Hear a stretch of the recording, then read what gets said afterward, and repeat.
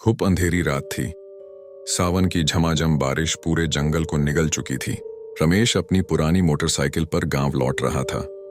मेला खत्म हुए काफी देर हो चुकी थी, पर दोस्त की जिद के कारण रुक गया था। अब पछतावा हो रहा था। चारों तरफ सिर्फ जंगल, ना कोई घर ना कोई इंसान, बस बारिश, बिजली और डर।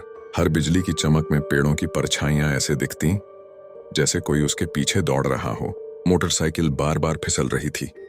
कीचड़ ने रास्ता जकड़ लिया था। हे भगवान, आज तो घर पहुंचना मुश्किल है, रमेश ने खुद से बुदबुदाया। तभी अचानक ट्रिन ट्रिन, एक साइकिल की घंटी जैसी आवाज। रमेश रुक गया। इतनी रात इस जंगल में? फिर आवाज आई, रमेश बेटा। उसका खून जम गया।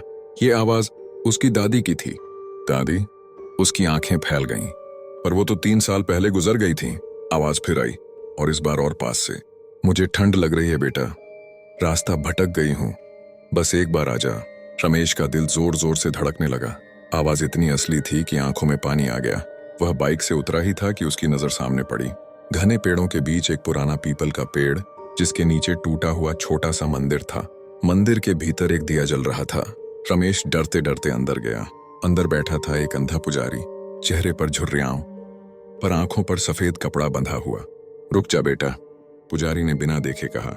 अगर तू उस आवाज के पीछे गया तो लौटेगा नहीं। आप कैसे जानते हैं? रमेश की आवाज कांप रही थी। पुजारी ने धीरे से कहा, यह जंगल यादों से शिकार करता है। जिससे तुझे सबसे ज्यादा प्रेम है वही बनकर बुलाता है।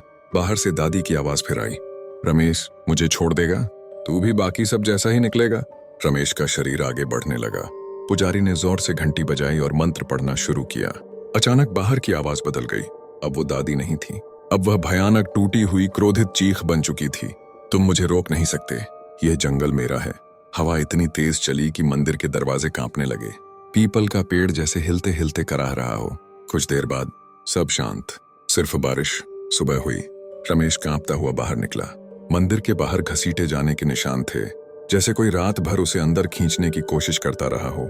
पुजारी बोला, आज तू बच गया बेटा, पर यह आवाज फिर किसी और को बुलाएगी। रमेश चुपचाप चला गया। गांव पहुंचकर उसने देखा, उसकी दादी की पुरानी तस्वीर दीवार से गिरकर टूटी हुई पड़ी थी। और उसी रात से उस जंगल में जाने वाले कई लोग अपने सबसे अपने की आवाज सुनने लगे, लेकिन कोई वापस नहीं आया।